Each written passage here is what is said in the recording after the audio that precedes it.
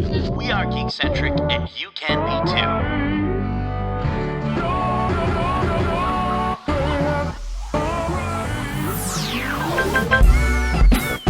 Love ya.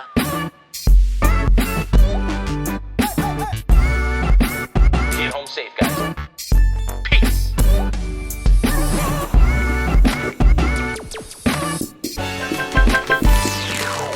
What's up, geeks, and welcome back to the Geekcentric podcast. My name is Justin, and today we're going to be talking about all the announcements, all the highlights, and the first looks from today's Disney Plus Day showcase. But before we get to that, if you're joining us for the first time, this is a podcast that covers the world of film, television, gaming, toys, collectibles, and all things geek-centric. Joining me for today's episode, as always, my lovely co-hosts, one's tall, one's short, but both are boastful. We got Nate Shelton and Kevin Hudson. How are you, boys? What Disney Plus characters are tall and short and boastful? Are we not Chip and Dale? That's for sure. Oh, there we go. See, in my experiences, Chip and Dale's is dancing shirtless. So this right, is, this yes, is in far your more, experience. Yeah. Yes, I remember when you had that job. Paid well. Paid well. Well, happy Disney Plus Day to you guys. Happy Disney Plus Day Yeah, to you. when are we going to have a Geekcentric Plus Day? You Oh know? my gosh. We have to launch Geekcentric Plus first. Yeah. There we go. I guess when we matter enough, I don't know. But let's not waste any time. There's a lot to talk about, so let's get right into it. So as I mentioned at the top of the show, we'll be recapping some of the exciting announcement, first looks, and highlights from today's Disney Plus Day shenanigans. And for those who might be wondering, what the hell is Disney Plus Day? Well, allow me to catch you up to speed. Today, November 12th, is Disney Plus Day, a special event that celebrates the streaming service's second anniversary with new premieres and features. The celebration includes a series of big streaming releases and unique perks for members. Many new movies and shows are now available to stream on Disney Plus Day. All subscribers can watch the highly anticipated Marvel movie, Shang-Chi and the Legend of the Ten Rings, in both a standard aspect ratio and a newly announced IMAX extended aspect ratio, first time ever. This includes a variety of other Marvel movies as well that have this aspect ratio option, like Iron Man, Guardians, Doctor Strange, Civil War, Infinity War, and Endgame, to name a few. Also, Jungle Cruise is available to stream as of today, so no more premiere access is needed. If you're a member, you can watch this for free. Also today, Disney released a variety of new content, which included a Simpsons short celebrating the Disney Plus anniversary, Season 2 of The World According to Jeff Goldblum, the making of Shang-Chi, a part of the ongoing Marvel Assemble series. A new episode was added to Marvel Legends, showcasing the history of Hawkeye, and just in time for the holiday season, and just in time for the holidays, Disney released their straight-to-streaming service movie, Home Sweet Home Alone, which we had a chance to watch and review, so check that out before you subject yourself to that movie. And they also released a Boba Fett documentary, some Olaf shorts. There's a whole bunch of stuff. There's a lot there for you to enjoy. You will not be disappointed. But the main highlight for us was that also today, Disney Plus offered a sneak peek at upcoming movies and shows through their social platforms of Twitter, Facebook, and Instagram. Boy, did they not disappoint. Now, while there was a lot announced, we won't be talking about everything here today, but I would love to hear your guys' thoughts on some of what was announced outside of the obvious reasons of why we are doing this episode. So we will be reserving the last portion of our discussion around the Pixar, Star Wars, and Marvel announcements. But before we even just jump into all that stuff, maybe for like an impromptu what did you guys check out on Disney Plus Day that was dropped? Nate, why don't we start with you? For sure. I started my Disney Plus Day in a way that I honestly didn't expect, which was with the Simpsons in Plusiversary. Getting started with the Simpsons. I think it's crazy that they still don't have the original voice talent, but to see what Disney is allowing with their IP is blowing my mind. Goofy drinking a Duff beer is crazy to me. Yeah, but I enjoyed it so much. I would love to see more like full episodes. I don't know, man. I just want more of it because it was great. It was really well done. Yeah, this was definitely their best use of the property that they have, I think. I would have loved it to be a bit longer.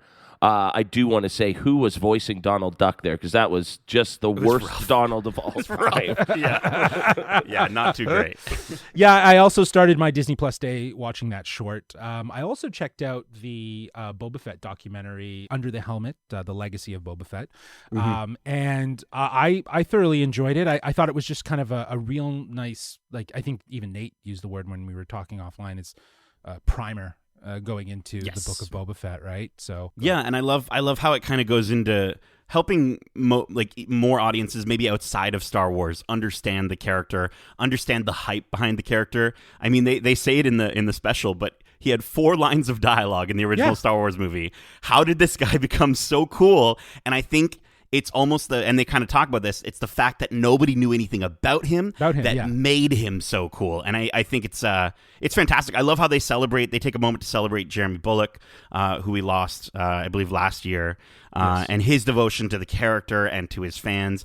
And then we also see Daniel Logan, who played the young Boba Fett in Attack of the Clones, and he's still hyped as ever to be talking about his time as Boba Fett. And yeah, it just sort of just sets up the Boba Fett series really, really well in a way that's similar to like the Marvel Studios Legends series, where like it kind of gets audiences ready. You know? Yes. Yeah, no, absolutely. It was a great primer. I think that, we've always talked about how there's such a mystery around Boba Fett, and that is sort of what works to his advantage of why he became so popular. Like, there was not a lot of information about him that was really known. So it's going to be interesting to see, obviously, how the Book of Boba Fett is going to kind of flush out some character details with him. And I think that this was a nice sort of way for us to get reintroduced to his, sort of mysterious past and how legacy. He has found his way, his legacy. Yeah, there you go. So yes, very good with the words. There you are.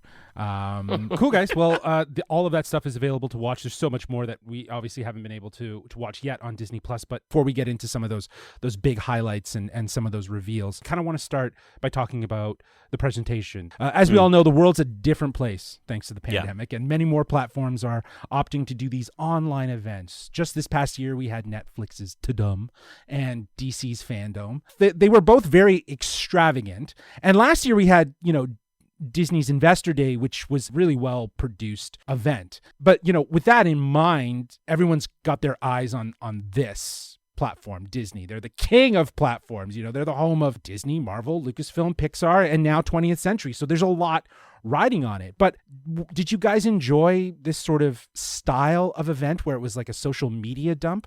Or would you have rathered a more produced event like a Tudum or a Fandom? See, I mean, I'm kind of going back and forth on it, because one part of me loves the fact that even though I wasn't there for when the content actually dropped, I was actually out. It's one of those things where getting home and being able to watch it on my time, I really appreciated that. I really liked that. Now, could I have done that if they had done like a big event live stream? I guess I could have. We did. I would have preferred something a bit more curated with maybe a host calling to the different things, and cutting away to those clips of different casts from different productions sort of hyping up their products. I just think some sort of narration throughout would have helped make it feel like an even bigger deal. Right, because I'm sure there's a lot that if people just tune in just to what's on Disney Plus, they've missed. You know what I mean? A lot of announcements, a lot of stuff that didn't have footage necessarily, but had pictures. Yeah, I definitely agree with you there. Like, to sort of culminate it into that one spot would have been really nice. Maybe even getting it on YouTube to a certain degree, not necessarily the content that released, but the trailers and the previews as an overall celebratory stream to sort of invite people to subscribe to Disney Plus, rather than, you have to sort of go out and find it on Twitter or find it through a Facebook post or something along those lines. Yeah, and until you sent us that link of that one article from D23 itself where everything was finally in one spot, I did find myself having to go here and then here and then here to find all the different clips and whatnot. So yeah, just something a bit more streamlined, I think. Even if it was an hour-long presentation. Sure. It'd be dope. Yeah. Well, I'm kind of on the fence. I knew that the primary platform that they were releasing this information was the Disney Plus, Twitter, Facebook, and Instagram. With that, There was cross announcements with actors who, could finally say things and they were reposting it and so on. So like as of like 9 a.m. Eastern Standard Time, I was on Twitter just paying attention to the thread and seeing everything sort of drop. I appreciated that. I enjoyed the fact that I could tune into what content I was really interested in, what we were really interested in, and it was like very selective in that capacity, because there was a lot that they announced today. But I do agree with you guys that I think that maybe a produced event that maybe highlighted some of the more integral parts, like the Marvel Studio announcement, like the Pixar announcement, emulate that Investor Day feel, where it was giving a moment to that studio to talk about upcoming projects, and just frame it around it being specific to Disney Plus. I think that there could be a balance. I think that this was a good sort of, alternate sort of way of having this event, in comparison to the, Netflix and the DC fandom. But I do think that there's still an opportunity to maybe incorporate some sort of produced, structured overview, so that each studio can really kind of showcase what it is that they want. But that being said, there was so much that was released today for the event. While we're not going to talk about everything, as I mentioned, I thought we would just take this time to give shout outs and highlights to some of the surprise and delightful announcements that we found on Twitter. But for our listeners who want to follow along or maybe check out what we're talking about, I'm going to link our reference, which is the D23 website, in the show notes, so you can follow along and see what we're talking about. But yeah, Kev, let's start with you. I mean, I've always been a fan of the Baymax character, and so the fact that the character's getting his own show, looked like a lot of fun. That looked like it had a lot of heart, and that was one that stood out for me for sure. Again, another example of just extending that character's life. Like I loved how we were able to just kind of see more of him, right? Maybe it's not the surrounding characters of Big Hero 6, but Baymax, like that's exciting. Yeah, you kind of, I think a lot of people watching the Baymax movie, you sort of forget his main directive, which is as a healthcare companion. So to see that it's going to be focused around different patients with each episode that he takes care of. And I love that moment where she's like, Borax! And she turns the volume up. That looks great. And I think it's a really cool sort of example, as you're saying, Justin, of how Disney and Pixar, how they're being a little bit more, and we said it at the top of it with The Simpsons, a little bit more loose, with they're not too tight with these things. They're sort of just saying, cool, let's just make some awesome stuff to keep this platform growing. And they keep doing it. And Baymax is another really great example of that. Well, the theme of retro cartoons seems to have been quite prevalent at the Disney Plus presentation, such as Chip and Dale Rescue Rangers. Now, Nate, you were saying offline, based on what you were hearing, this is going to be a hybrid live-action CG animated feature, and that kind of has you worried. And that's honestly, I don't know how I feel about that. Like when John Mulaney comes on the video and Andy Samberg, I'm like, okay, this makes a lot of sense. I'm loving this. I'm digging this. But then they go into the fact that it is going to be hybrid live-action CG, and I'm just like, why? Why don't we just do I'm pretty sure wasn't there like a Chip and Dale like short series of shorts that came out on Disney Plus that was animated? Like, why not do that style? You know what I mean? Or why not do like an Adventure Time style with these characters? Yeah, an Adventure Time would be cool. Like I could see that working into it. I think that as long as they don't go Alvin and the Chipmunks with this thing, then I might be on board. But I just feel like, there is some intrigue here with trying to translate these characters into live action with some CGI. It sounds somewhat interesting. I can't wait to see Monterey Jack. What does he look like in live action? Yeah, exactly. Cheese. That's our cosplay, Kevin. We figured it out. There we go. Nice. Yeah, there you go. Well, and I want like the Lonely Island Boys? Is that Sandberg's sort of? Yes. That if they do the theme song, I think that would be wicked. That would be pretty dope. And then another trailer that I found interesting, more so for what it could mean rather than for the actual trailer itself, but the Proud Family, Louder and Prouder. Yes. I wasn't a huge Proud Family guy. That was almost a bit past my time of One Saturday Morning. But the idea that they could go back and revisit some of these shows from the One Saturday Morning lineup, 20 years later, I mean, that's limitless what they could do with that. I was hoping we would see something for Recess or even The Weekenders, but I am happy that they are bringing the Proud Family back, and it looks like they've really added sort of a modern twist to it. I think one of the coolest things that they nailed about this trailer was it looks how I remember it. But I know that if I go back and watch the older, like the animation's not going to be as smooth as this. So it's cool how they still managed to get the style, but it's modernized. And the characters are modernized. You've got Penny. She's a bit older. She's using a smartphone. And it is interesting that, like, was there a sex joke at one point in there where her parents, she walks in and they're switching clothes or whatever? Like, I was a little like, whoa, okay, all right. Edgy. So we start the day with Goofy drinking beer, and then we're showing the edgy, walk in on the parents scene in the Proud Family. So I'm very I'm excited for this series. I'm excited to see how much they do with it, if it goes beyond one season or not. But yeah, Proud Family was an awesome one. But to your point, Justin, holy crap, how cool would it be if we got Recess? Like, let's go. Like I would love Recess, but I think it's also very, very poignant for them to come out with the Proud Family. I think it's very much of a representation of families that are of today. So I think it's smart to do that. I do think Recess would showcase diversity. It doesn't even need to be the same sort of characters. It could just be inspired by those characters, right? Like, sure, it could definitely be something of today. Yeah, maybe maybe our original characters, they're all grown up, right? And it's their kids going to school. Like that the would be Rugrats. great. That would be great. Yeah, that would be cool.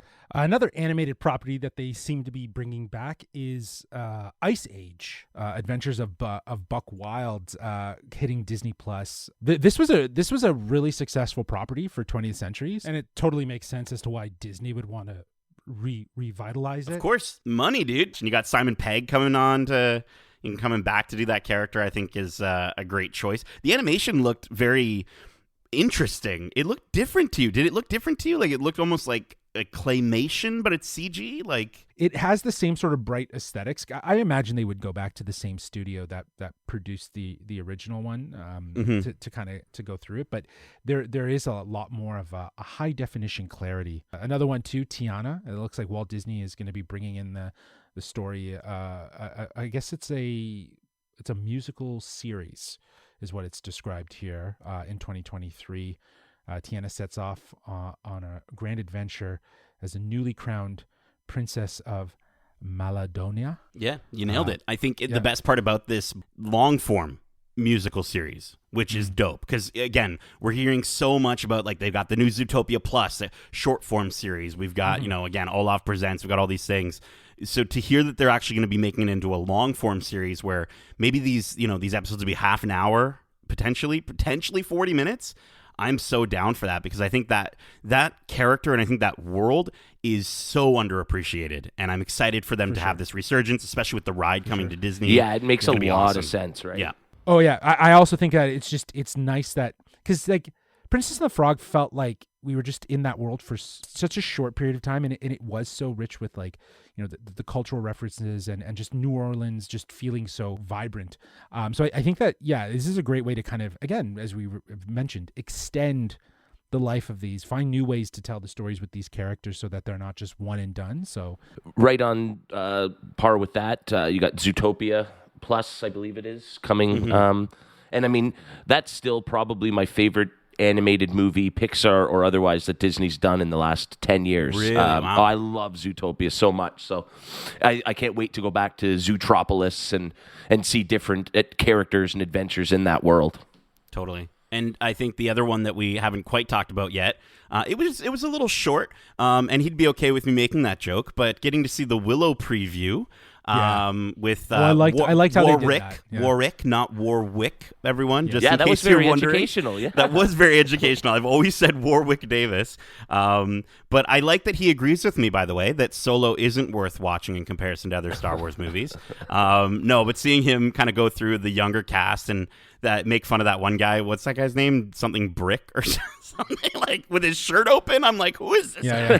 It's crazy. No, that was. I bet you that 2-minute clip is funnier or like better written than the actual show or movie would be, whatever it's going to be. I mean, I've never really even been a fan of Willow, but just how much fun I had watching that 2-minute clip, I'm definitely going to go back, watch the movie, and then check out, And it does seem like they've established that, there's a comfortability with the cast. They had a lot of fun with this intro, so it was really cool to see. A bit different take from everything else. I thought the trailer for The Beatles Get Back looked really interesting. I think the Peter Jackson documentary, I think that was one that wasn't really on my radar, but then finally seeing a clip, it looks like it's just going to be sort of an unprecedented look at obviously one of the most famous groups of all time. So that one looks really cool. It's crazy how good it looks.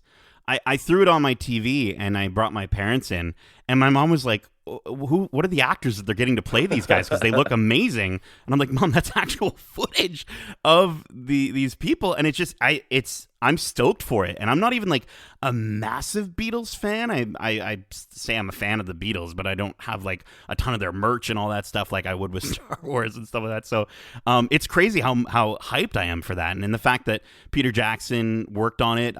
He's always so meticulous with everything he does. So I'm really looking forward to that. Speaking of things that are dope, though, can we talk about Sneakerella? I mean, highlight of the show. Highlight of the announcements. What is that? Like, that trailer reminded me of something that like someone's dad, who's like, maybe his son is a sneakerhead or something, or their mom was, they're like, let's make a new version of Cinderella that'll appeal to the kids of today, the TikTok generation. I'm blown away with it. Am I going to watch it? Probably. But I don't know if it's going to be great. For sure. We'll have to wait and see whenever that drops on Disney+. Again, all of the stuff that we've just covered and the stuff that we didn't cover, you can find on that D23 link in our show notes. But guys, let's move into our main attraction here, and let's start talking about the specials that dropped on Disney+. We'll start with the Pixar special. This was a 4-minute special that you could find on the streaming service. It was this tour around Pixar, and through that, they announced some of the new projects, starting with Cars on the Road. They're bringing them back. Again, we were talking about it earlier, the extending the life, drawing more out of these characters and these properties, and in snackable form. I think this is going to be fun. Like, I have gotten more used to Cars now with my nephew, because he just loves Cars.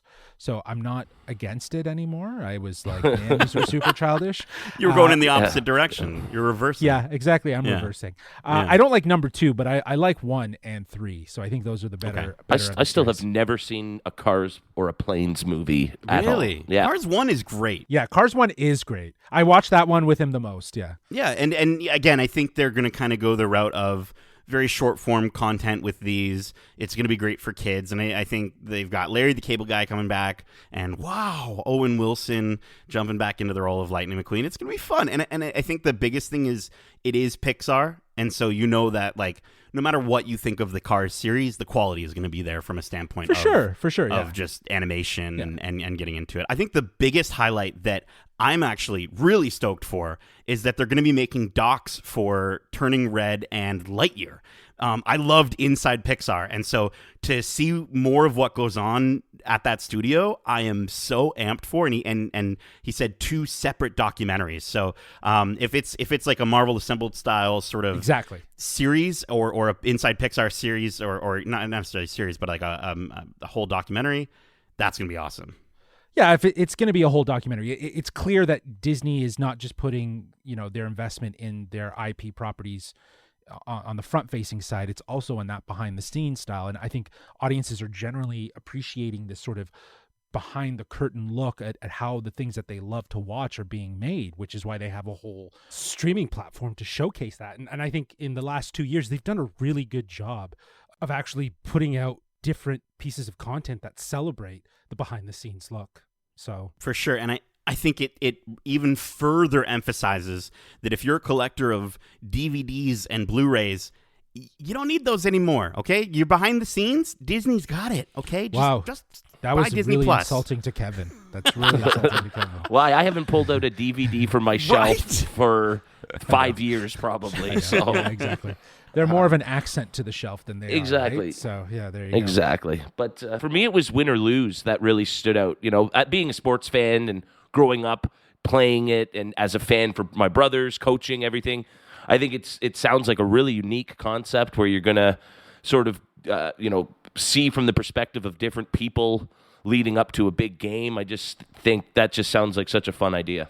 Pixar knows, again, how to pull at those heartstrings. And if Ted Lasso has taught me anything, I am in love with sports movies that at least involve a lot of heart and drama. And it sounds like that's what they're going to kind of dive into with each of these characters. 2023 is so far away. I just, get here sooner. But, I mean, we've got a lot to keep us busy. And yes. I will say, getting to see Pete Docter walk over all over Pixar was like so Yeah, cool. I want a tour of that place. Right? Can we find a way to go there? Do they offer tours? Like, let's go. Well, and I even wanted to ask if there's anything on Disney Plus that does sort of look at that campus. Right. Because I was like, I wanted to spend more time there, check out more buildings, and what a fun place that looks to work, Yes, Inside Pixar does really take you through, they've got the person that sort of keeps the property all managed and things like that, and she talks about all the different areas of it and stuff. So it is really, really a fantastic series if you haven't watched it already. Yeah. And if you do kind of want that tour, well, we unfortunately can't go for a tour, or can anyone go for a tour? Or maybe one day. Maybe one day they'll offer tours. 100%. One day we will be able to tour that place, I'm sure, when the world gets back to normal. But that was it for Pixar. Just a 4-minute special. You can find that on Disney Plus. But let's move into the Obi-Wan Kenobi sizzle reel. Now, of all of these big name studios, Pixar, Lucasfilm, and Marvel, Lucasfilm had the smallest presence. We already talked about the Willow cast introduction hosted by Warwick. And other than that, we got a Obi-Wan Kenobi sizzle reel, which hello there did not disappoint. This was no actual footage. This was storyboards, mood boards, whatever you want to call them. Very well illustrated elements, but a lot to dissect from them. Nate, why don't you start us off? What did you notice? Yeah, I mean, listen, there's not too much to see. There's a little bit of concept art to get. I just thought it was nice that they sort of provided clarification on a little bit of what we would get in the story, right? Like, I think a lot of people were worried, especially because we know that Obi-Wan in this time frame is protecting a little baby Luke. And, we just got 2 seasons of a story of a hero protecting a little baby. Do we need more of that storyline? And it sounds like, according to Deborah Chow, who's directing the series, they're kind of going to be starting that way, but then getting away from it. And apparently it's going to be really interesting. They're going to dive into Anakin, and I'm so stoked to see how Hayden Christensen does Darth Vader more than just the epic "no" from episode 3. Yeah, and another thing that stood out for me was, I think, we've been talking about this, and they've been talking about the potential for this for years. But the fact that they've waited this long, I noticed Ewan McGregor looked a bit older, and I think that helps for the character to sort of bridge the gap between the prequel movies and, when we see him as a really old man in A New Hope. And so just Ewan being 10 years older just gives him a bit more distinction in his look. And I'd love to see a time jump that way. You know what I mean? Maybe they do start off, they do a bit of CGI, they Irishman his face a little bit, and we get to see him as his younger self, but then, and then bring in the grizzled, bring in the old, and maybe even oldify him up, but just slightly. I have a statue made by Sideshow. It's called the Mythos statue of Obi-Wan. It was one of my favorite things that I've ever purchased at a convention, and it's just like a really epic-looking version of Obi-Wan, sort of grizzled and old and damage from the sand and stuff like that. So I think it's going to be really interesting to see, especially how they use the rest of the cast. I think is going to be really, really cool. But honestly, again, it's just all about the Vader and Obi-Wan reconnection. Yeah, that's definitely. I'm still curious as to how they're going to justify some of the explanations, because again, it feels like very Rogue One-esque, where it goes back on a very defining movie. But Nate, I'm surprised that you didn't point out the Inquisitor in the storyboard. That is obviously from the game, the video game with Cal Kestis, Jedi Fallen Order. It looks like it's going to be the second sister. Well, I mean, Deborah Chow literally does say it's a dangerous time to be a Jedi, and there are people hunting Jedi, and that's when they cut to that concept art. So that's what stood out for me. I think there's definitely, I think looking at some of the casting, some of the wonderful people they're looking to bring on. I think honestly, Indira Varma she's on Game of Thrones, for those who might remember her from there, would be an amazing second sister. I think she would be phenomenal. That would be such a great choice. It'll be interesting to see, though, if will the games find a way to cross over into live action canon. So, that was a big takeaway. But yeah, the mood and the tone and the fact that Deborah Chow is behind this, I wish we could have gotten at least a little bit more of a first look. Like, I feel like it was still a bit lackluster. A lot of people are saying, oh, they're saving it for Celebration in 2022, but it's like, that's so far. I mean, it might come out the same month, right? Like, what a perfect way to sort of capitalize on that and celebrate that if they do push it to that exact time. Right. If Celebration gets pushed again, then I guarantee they'll just pop it out. But for sure, yeah, man, yeah, very stoked for it though. I'm very. Let's go. Again, they only showcased one thing, and it definitely did serve up something exciting to look forward to in terms of the Star Wars universe. So with that, we are out of the Star Wars universe, and let's move into our main attraction, which is the Marvel Cinematic Universe presentation. They gave us a lot to look forward to, and this 14-minute presentation, again, available on Disney+, started off as a bit of a recap, sort of the journey thus far for Marvel on the Disney Plus platform. So it started with WandaVision, took us to the Falcon and Winter Soldier, took us to Loki, took us through What If, and brought us to right now where Hawkeye is about to launch. Yeah, I thought the recap to start was a great sort of reintroduction to all these stories. It made me want to go back and watch these shows again. It just reminded me of why we liked them so much. But then once you start getting into that new stuff, whoo boy. Yeah, no, for sure. And I get it. The first part was served to be as a recap, a reminder of the journey that they've been on and where they're coming to. And with that, we got our first looks at Moon Knight, She-Hulk, and Ms. Marvel. But on top of that, they announced, with no first looks, Echo, Ironheart, and Agatha, House of Harkness. Let's go. What a name. What a name. It was her all along, Justin. Yeah, dude. It was it's her really all awesome. along. Secret Invasion, the Guardians of the Galaxy holiday special. Yeah. But they didn't stop there. They also announced on their animation side, What If Season 2, Spider-Man Freshman Year, I Am Groot, which is going to be like, I guess, a series of shorts with Baby Groot. Marvel Zombies, which like 100% did not take them long to just greenlight an animated show for that. And my favorite, the highlight, and that is X-Men 97 with a Marvel Studios label attached to it. They are bringing back the iconic 90s timeline and new stories, same producer, potentially the same voice actors. And it better be the same theme song. Yeah, 100%. That theme song's already playing in Nate's head. I know. It's already playing in his head. So much, right? This is our first taste of X-Men officially from Marvel Studios, but not necessarily in the MCU, correct? Yeah, correct. This is a wildly successful 90s cartoon that helped establish the X-Men, and they're continuing with where they left off. I actually did a rewatch of the entire series, and definitely some of those classic ones hit, but some of them are tough to get through. So, they definitely don't all age appropriately, and they don't feel right. But what I think is nostalgic about it is the idea that they're focusing on a pocket of X-Men history, and they're going to extend that. I'm excited to see what this is going to look like, though. This is pretty cool. I'm stoked to see some high definition. Right, and just like what I said with the Proud Family, like I hope that they find a way to just match the style, but it's updated and it looks clean and crisp and beautiful. And also, I think the fact that it's 97, I imagine that's when the story will take place. So it's going to kind of be a blast from the past, if you will, right? Sure. So from the live action side, Echo. We haven't even really been introduced to this character yet.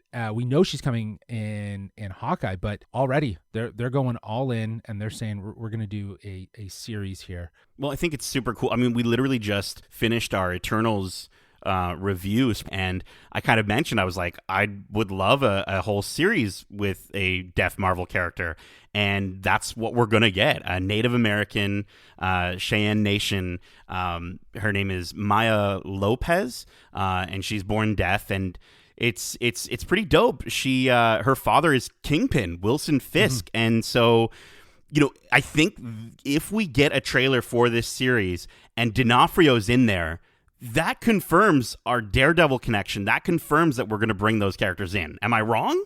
No, I 100% agree. I think that that kind of explains why there's people that have been saying that Vincent D'Onofrio might make an appearance in Hawkeye. Crazy, dude. Oh, man. Which would be so smart just because of the street level style. You know, we didn't get a Daredevil announcement, but, you know, this was kind of, in a way, a sort of nod to maybe where they're going. Yeah. Now, something we got a bit more from, and it was still just a quick shot of the character, but I'm suddenly excited for Secret Invasion. Oh my gosh! Which it wasn't really registering bearded that much with me, and but bearded and patchless, grizzled Nick Fury. looking Sam Wow. Jackson, yeah. Now, Old is man that Fury. Is that Fury or is it a Skrull? Well, who knows, man? I don't see them taking one of our mainline heroes and Skrullifying them, but I definitely could see, you know, like some of these other more ancillary characters, right? Your Maria Hills. Like, how cool would it be if this is how we get Clark Gregg as Phil Coulson back? You know, he's just a Skrull, but it's the same actor, it's the same character even, but it's actually a Skrull. Like, I think that would be a really cool way for them to bring that guy back in, because I miss Phil so much. I want him back. Phil for life, for sure, bro. Anyways, let's move into talking about this first look footage, because it's pretty outstanding. So after that beautiful recap, it took us right into first Hawkeye. So I feel like they're building chronologically in this recap the order in which we're intended to see these release. So obviously Hawkeye was next. There was a big chunk that was to Hawkeye where less of a trailer and a sizzle reel, but more of like a highlight of a scene. Sure, a first look. Yeah, a scene, a clip, right? And what a scene. Holy cow. That was some of the best action we've ever seen from an MCU show, I think. Like, just the level of filmmaking that went into that. Oh, I'm excited. I'm excited to see it after seeing that first look. Haley Steinfeld looks great. Their banter together, the way the music played, the way that they did some of the it was fantastic. It gave us everything that we would hope for the series, like, just to get excited about. And I love that they're placing it around Christmas. Like, it just fits so much more. And you know what? Like, spoiler alert for our review for Home Sweet Home Alone, that did not give me my Christmas fix. So I'm excited that I'm getting my Christmas fix from Hawkeye over a new Home Alone movie. But yeah, man, it looks phenomenal, and they were playing off of each other so well. So I'm stoked that that's not going to be, because you kind of have that fear of how is their chemistry going to be throughout the entire series. Sure. And this just raised my confidence level so much for the show. Yeah, I'm very excited to see it. It's coming out later this month, so we'll be watching it soon. But right from after Hawkeye, we went into our first look at Moon Knight. This looks fantastic. Oscar Isaac looks like he's playing a variety of characters. Yeah, you hear the different voices, right? You hear the British cabbie. You've got his normal voice. He's almost got like a Batman style voice at one point. Oh yeah. You see him just beating on a dude, and I think Batman it's vibes, like that was total huge Batman vibes. And it looks dark. It looks. I love how in the trailer you see they sort of. I mean, we just came off of Last Night in Soho, and the way that reflections are used in that movie are phenomenal. And you get the same thing sort of here, where you see him move, but his reflections move differently. Really highlighting and slamming it in that yes, he does suffer from dissociative identity disorder. So I'm really excited to see just how violent they might go with this character, and also just how much they would go into his psyche and into his mind. And I think those are some of my favorite parts of like Doctor Strange, and you know, certain aspects of Loki. And I'm excited to see sort of how they play off of that with Moon Knight. Yeah, for sure. I would actually say it's probably going to be more like WandaVision. Like, it has such a point of view perspective. It feels like he doesn't know what to believe. Very much like Wanda, right? Questioning her own reality, questioning her own mind frame. I think that those aspects from that show are going to find their way over. But to your point about the violence, I think this is, you know, if they do kind of lean a little bit more, this does allow for things like Punisher, Daredevil to sort of cross over very much. So we're going to have Blade, which I think might lean into that sort of dark sort of vibe as well. And yeah, it gave us enough, but I wanted more. Like, I seriously wanted more. I just want a trailer for this thing, right? And I'm imagining it'll probably be. It looks like it's going to be the first of 2022. It'll either be that or I guess Miss Marvel, right? Like, I'm pretty sure that was also on track. That's been pushed to summer 2022. I didn't know that. That was announced just the other day, actually. So next up, we have She-Hulk. This one, again, they seem to have shown enough that gets you excited without giving away anything really integral. Like, there's still an anticipation around her look. I mean, but the quick glimpse that you get, I mean, Tatiana Maslany looks incredible. Yeah. Like just the one shot from behind of her legs, and it was just like, oh yeah, I'm in. Let's go. And it doesn't look like it's going to be bothersome. You know what I mean? Like, there's certain aspects about even seeing Ruffalo's Hulk in his Smart Hulk form, like where you sort of it gets to you after a little while. It's not too bad. It's certainly not, Eric Bana, like the old style. Sure. But it's at least with this, like, it looks very natural. From the glimpse that we saw of her, and it makes me excited that I hope that we'll get to see a lot of her hulked out. You know what I mean? I could see them maybe scaling that back, but I would love to see her just stay hulked out for the majority of the series. Yeah, but as I understand it, she kind of gets a lesser version of his Hulk condition. So, like, she's, a bigger, larger, powerful version of herself, but like green hued. So I imagine that, that's kind of like we're going to see her hulked out fairly consistently or on a regular basis throughout the series. Darcy would know. Darcy would know 100%. And I'm wondering if that's why we see that test. These tests are to instigate, anger and aggression. So, be prepared. And maybe because that's how Banner thinks that this is supposed to happen, and then it happens in another way.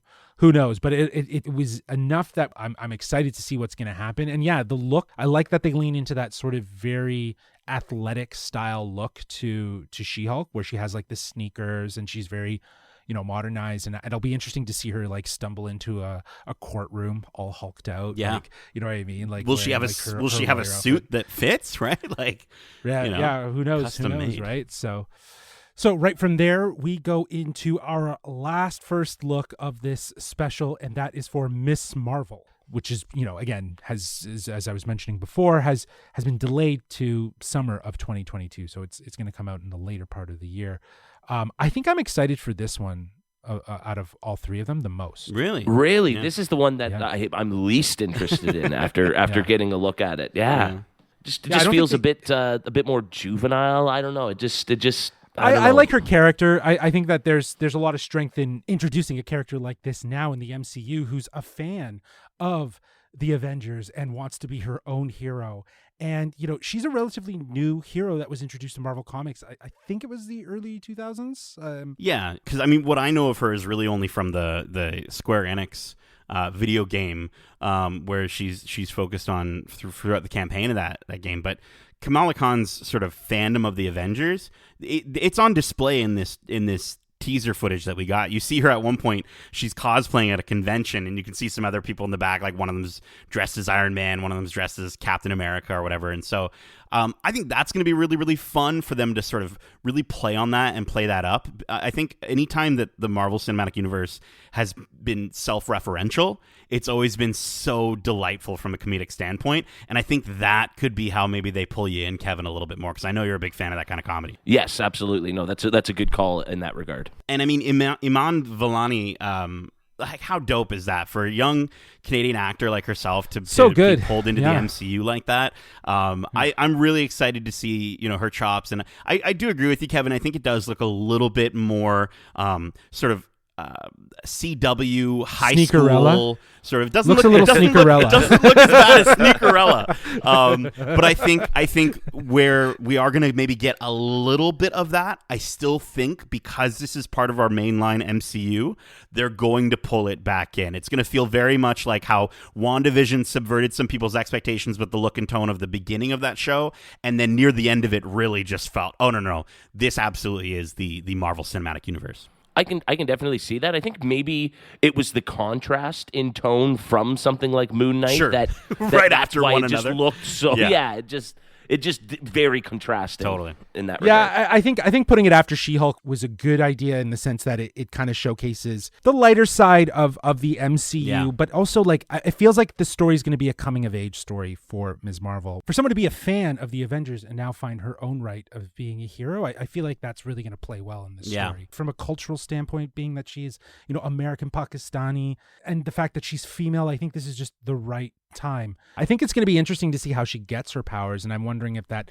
there's going to be a correlation between how she got her powers and how Monica Rambeau got her powers, some sort of similar experience, because there's a moment where I think she's not on a dance floor or something, but she's like hovering and there's this like illuminating blue glow around her that felt very similar to what we saw in WandaVision with Monica Rambeau as she walked through the hex. So I'm still going off my theory, dude, that everyone who got snapped got powers, and that's how they bring in the mutants. I'm just saying, man, that would make so much sense to bring them in that way and to say that's how that happened.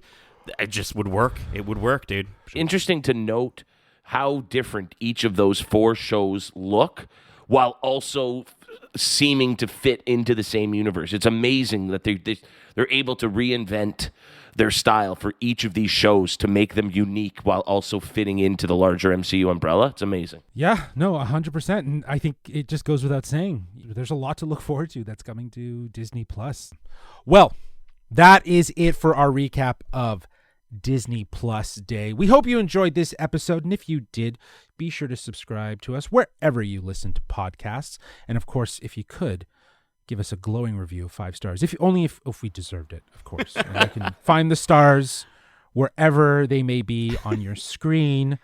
But we would love to know what you are excited for of all the stuff that was announced today at Disney Plus Day. What are you excited to see? Is it something from Marvel? Is it something from the animation side? Or is it any of those teen heartthrob shows? You can let us know at wearegeekcentric@gmail.com. That's wearegeekcentric@gmail.com. Also, if email is far too formal for you, you can reach out to us on Twitter at GeekcentricYT or reach out to us on Instagram at wearegeekcentric. Keep in mind, we do have a ton of other episodes covering a variety of other content. As we've already mentioned in this episode, we got our Eternal spoiler-free review out there. We got an interview with Leah McHugh out there. And we also have a spoiler-free review for Home Sweet Home Alone, a Disney Plus Day premiere.